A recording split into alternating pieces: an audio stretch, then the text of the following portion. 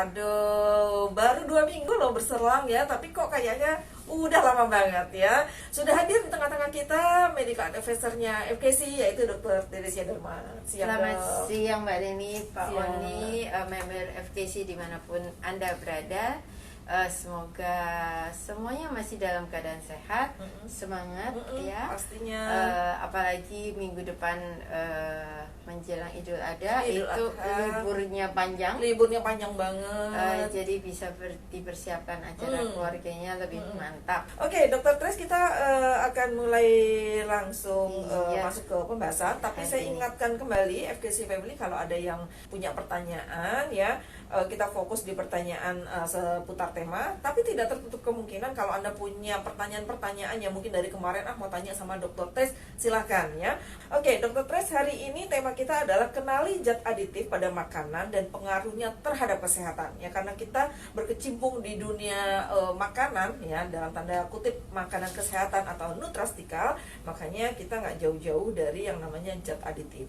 Nah, sebelum kita masuk ke zat aditif, tadi celutukan dari Pak Oni, beliau pikir ini adalah apa ya?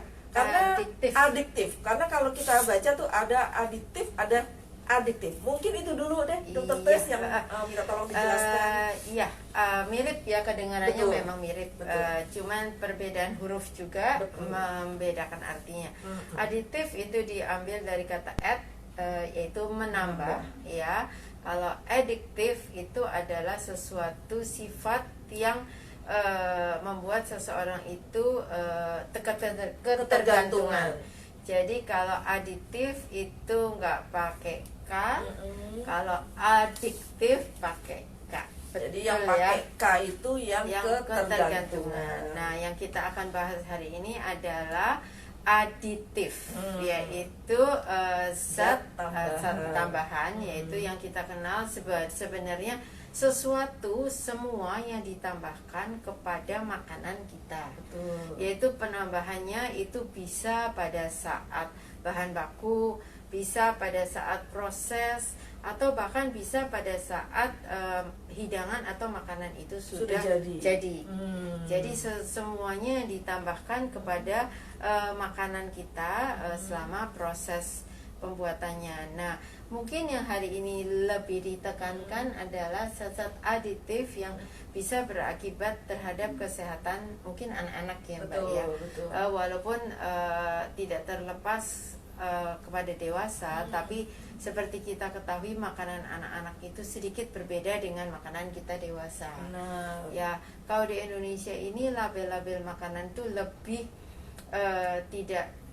tidak terlalu ketat dibandingkan di luar negeri ya. Contohnya anak-anak kita itu suka makanan-makanan yang dijajan-jajan di sekolah. Itu yang warnanya menarik, bentuknya menarik, ya, dan kita tidak tahu itu sebenarnya apa saja. Jadi yang akan dibahas adalah zat-zat atau tambahan yang dimasukkan ke dalam makanan kita. Nah, itu disebut sebagai BTP, bahan tambahan pangan. Ya, jadi sesuatu yang ditambahkan kepada makanan kita. Nah, sebenarnya zat BTP itu banyak kita kenal. Ada yang alami, ada yang non alami, yang buatan. Nah, yang alami itu contohnya kalau kita mau madu. Ya, madu itu adalah pemanis alami. Ya, biasanya kalau zat-zat yang diberikan madu itu lebih aman. Nah, itu untuk menimbulkan rasa manis. Kemudian ada lagi misalnya untuk penambah warna. Kalau untuk hijau biasa ibu-ibu menambahkan pandan atau daun suci. Itu adalah alami. Kalau kuning menambahkan kunyit. Kalau oranye kadang-kadang kita tambahkan kunyit ditambah wortel atau ditambah jeruk. Nah, sekarang kalau merah paling gampang, yaitu dari buah naga atau buah bit. Ya, itu adalah semuanya kira-kira adalah pewarna untuk makanan-makanan yang alami dan itu tidak berakibat biasanya mengganggu kesehatan. Itu adalah pewarna. Tadi manis adalah madu. Kemudian kalau asin biasanya kita menambahkannya garam. Garam. Ya. Kemudian apalagi ya Mbak Reni? Rasa gurih biasanya dari kaldu. Oh, kalau yang alami ya. Alami itu biasanya kita kalau bikin sendiri, betul bikin kaldu stok itu ya. bikin stok, ya bikin misalnya tulang ayam, ya tulang sapi, itu kita bikin kaldu itu tanpa diberi apa-apa itu akan efeknya gurih. Nah, sekarang yang biasanya kita banyak pakai adalah sesuatu yang tidak alami.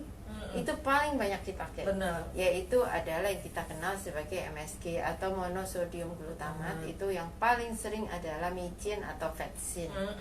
Itu dari zaman dulu itu katanya orang kalau masak nggak pakai micin itu rasanya kurang sreg. Betul. Padahal itu sama sekali tidak.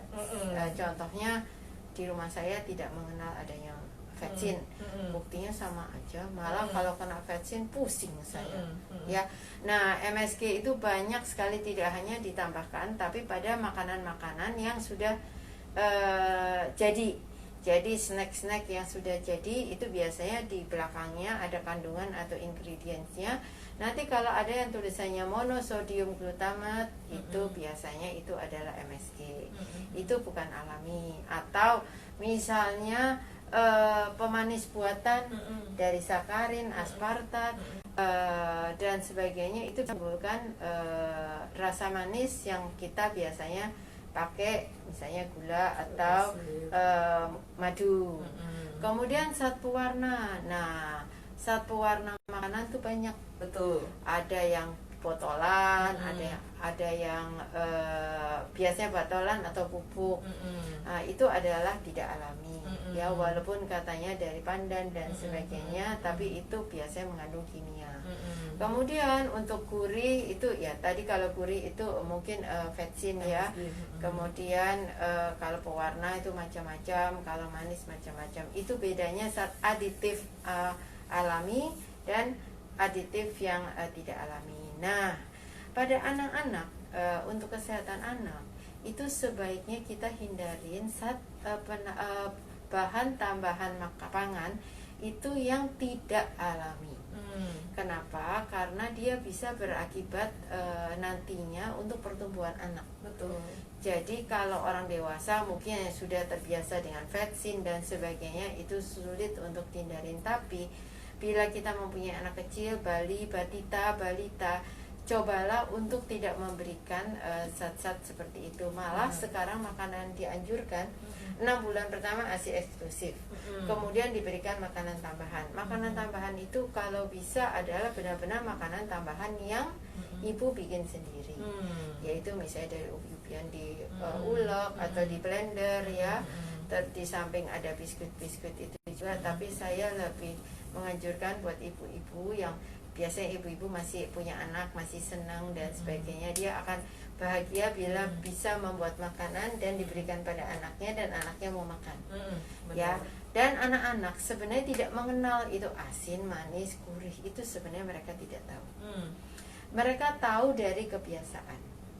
Jadi buat anak-anak yang tidak dibiasakan untuk makan makanan yang mengandung vetsin, MSG atau pemanis buatan atau bahkan macam-macam warna, dia hanya makan makanan yang alami, itu dia tidak bermasalah. Tidak akan jadi maksudnya makannya tidak enak atau tidak, itu tidak. Itu hanya kebiasaan. Yang salah adalah kebiasaan yang kurang tepat diterapkan pada ibu atau keluarganya, tantenya, neneknya ya. Itu yang malas untuk memberi atau membuat makanan spesial untuk anak-anak, tapi dia memberikan makanan-makanan dewasa. Contohnya dia memberikan snack-snack bukan mereknya tapi yang kita sering sebutnya ciki-cikian ya. Itu gampang karena semua anak begitu pasti kena suka. ya, begitu kena MSG itu dia akan lidahnya itu akan mengenal dan dia akan menjadikan adiktif. Dia bisa untuk ketergantungan kepada zat tersebut, dan itu sangat disayangkan yang sebenarnya bisa dihindari. Ya, termasuk juga makanan-makanan yang dibeli pewarna-pewarna yang menyolok Ya, jadi itu sebenarnya perlu dihindarin. Yang ditakutkan adalah efek kemudian hari, yaitu bisa terjadinya keracunan. Yaitu bisa terjadi hiperaktivitas dari anak. Jadi anak-anak yang hiperaktif itu bisa disebabkan dari makanan yang salah. Ya, pola makan yang salah. Kemudian anak-anak yang mudah terjadinya alergi. Kemudian anak-anak yang mudah terjadinya hipertensi pada usia muda. Kenapa? Karena kandungan garam, kandungan MSG itu terlalu berlebihan sehingga bisa memicu terjadinya hipertensi di usia awal. Nah, kalau usia awal sudah hipertensi, biasanya jantung juga menyertai.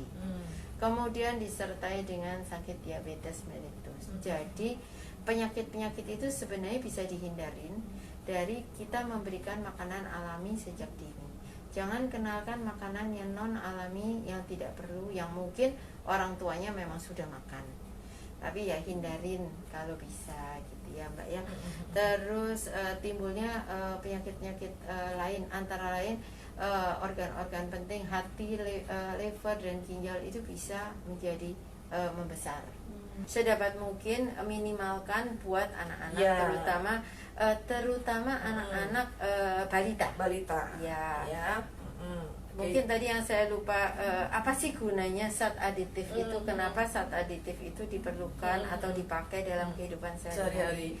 Ya, sebenarnya zat aditif itu memang dipakai atau diperlukan untuk sehari-hari untuk kita mengolah makanan. Yaitu antara lain dengan zat aditif itu antara lain bisa membuat makanan itu lebih awet. Benar. Ya. Kemudian misalnya zat aditif misalnya diberikan pengembang itu supaya makanan-makanan misalnya pada saat bikin roti dia bisa mengembang. Ya.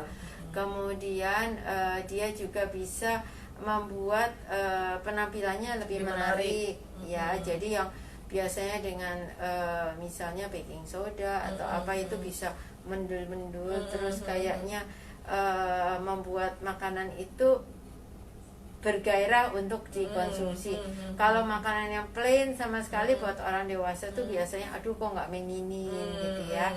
Kemudian dia juga bisa membuat tekstur atau makanan itu menjadi lebih bagus, lebih kenyal, lebih lembut, sehingga lebih enak untuk dimakan. Cuman sekali lagi zat aditif itu ada gunanya, tapi tidak boleh berlebihan. Ya. Kayak misalnya kalau ibu-ibu lagi bikin kue bolu misalnya, ya betul. Ya kan? Kalau nggak ditambahin apa-apa nggak jadi. Bener. Kalau telur doang ya ngembang sih, tapi kan memang harus ada tambahan. Kayak ada namanya, saya sih bukan ahli bikin kue ya, jadi saya nggak tahu. Baking soda, baking powder, pokoknya gitu-gitu deh ya. Jadi itu akan mengembang. Memang betul. Untuk makanan dewasa itu memang tidak apa-apa, tapi dalam jumlah yang jangan terlalu banyak, yang memang seharusnya. Saya rasa ibu-ibu semua yang tukang masak, tukang baking juga tahu. Tapi kalau berlebihan itu sangat berbahaya. Dan yang saya takutkan adalah kalau yang ibu-ibu bikin mungkin tidak apa-apa. Benar. Tapi yang berbahaya adalah kalau anak-anak itu jajan, terutama di sekolah, jajanannya murah-murah, bentuknya menarik, warnanya ngejreng. Nah, itu yang kita takutkan karena zaman sekarang banyak pewarna itu bukan pewarna makanan. Kalau pewarna makanan masih tidak apa-apa. Yang ditakutkan adalah bukan pewarna makanan, yang katanya ada pewarna baju lah ya. Jadi itu yang kita takutkan ya, karena kita tidak ikut dalam proses pembuatannya. Iya, benar, setuju sekali. Dan satu lagi, kalau tadi Dokter Tes juga ada singgung sedikit ya mengenai maaf tadi kayak ciki-cikian gitu ya. Nah, itu tuh memang apa ya, kecenderungan anak menjadi ketergantungan. Betul. Karena dia menimbulkan rasa gurih. Betul. Nah, dan ini gurihnya berlebihan gitu ya, FKC Family.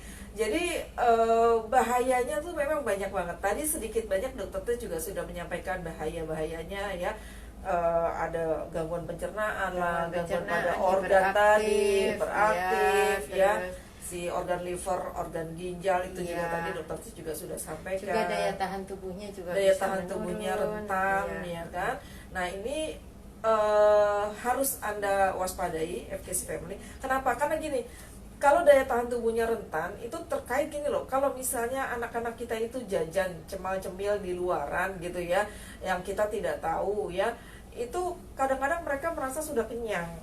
Padahal apa yang masuk ke dalam perut mereka itu bukan makanan-makanan yang bernutrisi sebenarnya. Justru sebenarnya malah makanan-makanan yang berbahaya, itu pertama. Kedua, sebenarnya kenyangnya itu bukan kenyang yang gimana ya, karena dia sudah ngemil jadi otomatis untuk makan makanan yang bernutrisi dia nggak ada. Akibatnya asupan atau kecukupan nutrisi di dalam tubuh dia itu nggak balance, nggak seimbang dengan kebutuhan yang semestinya seharusnya. Nah, itu menyebabkan anak menjadi drop ya, daya tahan tubuhnya rentan, gampang sakit ya. Tapi memang gini loh Dokter Tres, faktanya ini pengalaman di rumah ya, MKC Family. Dulu zaman saya kuliah, itu memang kita dibiasakan tidak menggunakan MSG dalam masakan kita sehari-hari ya. Dan ya, selalu karena Mbak Reni sekolahnya ya, sekolahnya masak-memasak ya. Nah, jadi pasti kalau di rumah itu dikomplain, kalau masakan saya nggak pernah enak katanya, karena saya cuma bermain di gula dan garam. Karena dulu tuh nggak ada apa namanya. Kalau sekarang kan ada yang dari jamur itu loh, ya. penyedap rasa yang dari jamur ya kan, itu kan lebih natural katanya begitu ya, lebih alami dibandingkan yang tadi dokter Tes bilang ya ada vetsin dan sebagainya. Nah kalau di rumah tuh pasti ini nggak enak gitu ya. Nah tapi saya tetap tuh pakai gunakan gula garam. Tapi lama-lama setiap kali masak jarang habis gitu ya. Akhirnya dan akhirnya bergeser juga gitu loh, pakai ini akhirnya ya udah ya, kembali gitu. lagi itu adalah kebiasaan. Benar. Seperti mungkin di rumahnya Mbak Reni terbiasa dengan penyedap rasa, sehingga kalau nggak dengan penyedap rasa biasanya gantinya dengan gula ya. Kalau garam biasanya kita selalu pakai, itu beda rasanya. Iya betul. Tapi kalau yang sudah biasa, contohnya di tempat saya, karena saya sejak dulu tidak pernah makan seperti itu, ibu saya juga tidak. Jadi kita kalau kena seperti itu, saya pribadi agak alergi. Contohnya kalau saya makan di luar, apalagi kalau makan yang sekarang Chinese food gitu ya, misalnya nggak usah sebutin mereknya, itu pasti pakai MSG. Nah itu nanti saya bisa merasa, waduh muka saya bengkak. Saya merasa di restoran itu aduh mukanya kok bengkak sampai pegang gitu, padahal sih nggak apa-apa. Kemudian timbul rasa haus. Ya benar. Ya timbul rasa haus, kemudian ada yang batuk-batuk dan kadang-kadang sampai sesak. Ya jadi itu hanya individual, itu hanya kebiasaan saja. Cuman kalau memang sudah terbiasa di rumah dengan penyedap rasa, saya tidak mutlak untuk mengatakan itu salah, tidak. Tapi pakailah sesuai, jangan terlalu berlebihan. Betul, ya karena kau dari dulu sudah masaknya pakai betul. Itu tetap, karena penyedap rasa itu sebenarnya itu ada pada mana-mana. Kalau saya memang tidak pakai penyedap rasa seperti vetsin atau kawan-kawannya, tapi misalnya saus tiram, oh ya,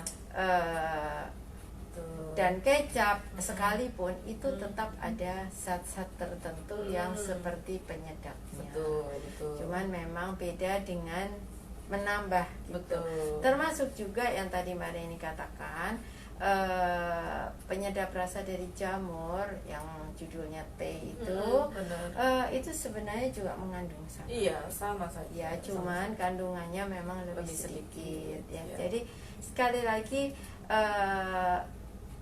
contohnya makanan Jepang dibilangnya sehat segala macam. Mereka itu sebenarnya menggunakan monosodium glutamat sangat banyak. Sangat banyak. Cuman bedanya pada makanan Jepang itu lebih sedikit goreng-gorengannya. Mereka lebih banyak yang raw, mentah, sushi, sashimi ya, saladnya, atau kalau misalnya goreng itu paling beberapa tempura dan sebagainya. Tapi pada dasarnya di semua negara itu menggunakan Asia terutama ya, negara Asia itu menggunakan monosodium glutamat itu tinggi. Benar, jadi sebenarnya di semuanya ada, tapi ya itulah kembalikan lagi, kalau bisa jangan terlalu banyak, Benar. gantilah dengan yang alami Betul. ya. Betul. Coba contohnya yaitu dengan gula, garam, Garam, dan iya. sebagainya. Ditekankan di sini buat anak-anak. Kenapa? Iya. Karena pada anak-anak itu sedang tumbuh organ-organnya. Kalau Betul. sedang kecil dia sudah diberikan zat-zat yang seperti ini, yang antara lain ini termasuk ke dalam karsinogenik juga, masuk ke dalam radikal bebas juga. Radikal bebas. Sehingga ini bisa menimbulkan penyakit di kemudian hari. Ya, nah bicara mengenai radikal bebas, pasti FKC Family sudah paham ya, Dr. Tris ini arahnya kemana ya. Karena memang nutrastikal kita ini yang namanya Tridans itu luar biasa ya. Memang saya tidak tampilkan di sini, tapi kalau untuk yang orang dewasa, karena orang dewasa seperti Dr. Tris, jadi nggak jauh-jauh ya. Ini ada sampelnya nih di sini yang di depan kita ya. Kalau misalnya konsumsi yang mengandung dalam tanda kutip MSG tadi kan ada rasa apa sih, muncul bengkak dan sebagainya ya. Jadi memang tidak terbatas pada anak-anak ya FKC Family, tapi orang dewasa pun juga sama. Nah, FKC Family untuk suplemennya untuk yang dewasa tentunya tadi Tridans ya kan, kita harus kasih Tridans. Kemudian tadi karena Dr. Tes juga singgung mengenai organ hati yang bisa terkena juga ya, mungkin kita bisa berikan Liverite gitu kan ya. Nah, kalau untuk anak-anak kita bisa berikan kalsium McD sama Kids multivitamin, ini yang baru ya. Untuk orang dewasa juga boleh kasih itu ya, si plus ya, Injanium sama si plus ya, yang vitamin C-nya tuh Dr. Tes yang sama kayak gini juga tuh ya, Dr. Tes kan masih inget ya. Nah, itu bisa dikonsumsi ya. Jadi artinya begini, terlalu parno banget juga nggak perlu begitu ya dok ya. Tetapi ya jangan dijor-jorin gitu ya, jangan di mentang-mentang kita tidak alergi, tidak ada masalah dengan zat aditif, tapi kita mau makan semuanya gitu ya. Nah, ini juga harus dijaga juga ya, terutama yang agak tipis-tipis deh, misalnya kayak kue bolu. Mungkin kalau misalnya tadi Dr. Tris bilang kalau misalnya kita beli di luar ada yang sama gitu ya, dengan yang antara yang murah dengan yang mahal misalnya ya. Artinya begini loh, artinya bukan yang mahal itu selalu baik, enggak juga gitu ya. Tetapi kalau ini murahnya dalam tanda kutip kebangetan, ya kita mesti waspada juga gitu ya, loh. Kita mesti hati-hati juga. Jadi jangan cuman di compare dari ini murah nih gitu ya, warnanya juga lebih cerah gitu ya, misalnya hijau ya lebih menarik, yang mahal kok malah pucet banget ya. Nah, itu perlu diperhatikan ya. Kadang-kadang yang begitu kita miss ya, kita abai gitu ya, terutama untuk anak-anak yang benar-benar kita kadang-kadang nggak tahu dia jajan apa sih gitu kan ya. Sama seperti anak-anak saya juga, saya nggak tahu anak-anak itu jajan apa. Jangan makan mie instan gitu ya, karena mie instan itu saya sudah batasi seminggu sekali di hari libur, hari Sabtu atau hari Minggu, pasti di weekend. Tapi nggak tahu sehari-harinya. Iya, di sekolahan itu kan sekarang juga kantinnya menyediakan loh dok, dodol itu ya. Jadi ya nggak tahu juga, tahu-taunya nanti kalau misalnya cerita kadang-kadang gitu ya, ya terkadang saya suka tanya-tanya jajan apa, mie. Wah, lah berarti mie-nya nggak ngikutin aturan nih seminggu sekali. Udah lost ya. Nah, itulah FKC Family. Jadi zat aditif ini tetap ada gunanya ya, tetapi harus kita lebih bijaksana untuk mengkonsumsi, karena tidak sedikit di antara kita itu yang kalau kena zat aditif ini bereaksi tubuh kita ya. Reaksinya juga bermacam-macam, mungkin ada yang kena pewarna jadi masalah apalah, gatal-gatal atau apa bisa jadi ya dok ya, atau mungkin kena MSG kayak seperti Dr. Tes kok kayaknya bengkak gitu ya. Nah, ini macam-macam. Nah, itu sebetulnya balik lagi ke diri Anda masing-masing, kita perlu waspada lebih bagus. Jadi bijaksanalah dalam memilih makanan. Contohnya tadi Mbak Rini sudah katakan murah, terlalu murah itu juga kita agak takut. Contohnya saus tomat. Namanya saus tomat itu harusnya dari tomat, ya kan? tapi ada saus tomat yang Dari dari pepaya. bukan dari tomat, sehingga harganya memang jauh lebih murah. Iya betul. Warnanya juga sebenarnya nggak natural. Warnanya kalau nempel di tempat makanan kadang-kadang di melamin itu tidak hilang. Jadi Anda bayangkan kalau itu nempel di badan kita, di usus kita dan sebagainya, kita nggak bisa lihat usus kita. Itu nanti nempel dan susah nyucinya ususnya, kan itu menyeramkan. Betul. Ya, jadi pilihlah makanan yang apa yang masuk ke dalam tubuh kita, itu pilihlah sesuatu yang memang baik. Nah, sekali lagi perlunya adanya suplemen itu antara lain dalam hal ini adalah untuk menetralisir untuk misalnya seperti radikal-radikal bebas yang masuk ke dalam tubuh kita sengaja ataupun tidak disengaja, itu paling tidak bisa dinetralisir dengan antara lain yaitu antioksidan kalau dewasa itu Tridans. Terus untuk menjaga imun tubuh itu kita dengan Ingenio. Untuk menjaga organ-organ kita terutama hati itu dengan Leverite ya. Benar. Dengan vitamin C otomatis untuk meningkatkan imun tubuh kita. Nah, untuk anak-anak FKC sudah ada 2 produk yang bisa dikonsumsi untuk anak-anak yang seperti di depan. Itu Calcimedi dan Kids multivitamin. Ya. Oke, MKC Family, jadi berhati-hati ya. Ini sudah masuk musim penghujan juga. Jadi biasanya kita terserang penyakit-penyakit yang berkaitan dengan organ perut kita. Ditambah lagi kalau kita makanan-makanannya juga jorok, makanan-makanannya juga yang tidak sehat ya. Nah, itu makin parah ya. Oke, FKC Family, sampai di sini jumpa kita. Terima kasih sudah bergabung di Instagram dan juga di Facebook ya.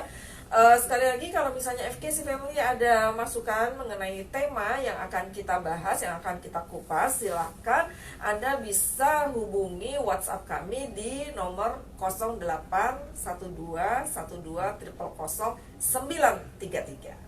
Temanya apa ya, silahkan. Ada usulan Ada usulan yang apa, ingin dibahas, akan dibahas lebih ya. detail, maksudnya pengetahuan apa yang kita Ya, bisa share sama-sama. betul.